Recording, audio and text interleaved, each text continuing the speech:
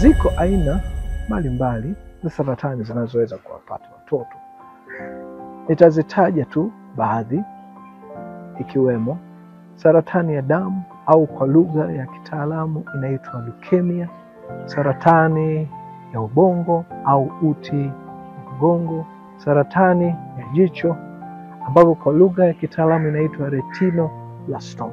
Mara nyingi saratani hii wazazi wengi huigundua kwa kuona mng'ao mweupe ndani ya jicho la mtoto wakati wanapiga picha. Sisemi kwamba kila mng'ao mweupe ni saratani, lakini mara nyingi imeonyesha kugundulika kwa haraka kwa aina hii au kwa namna hii.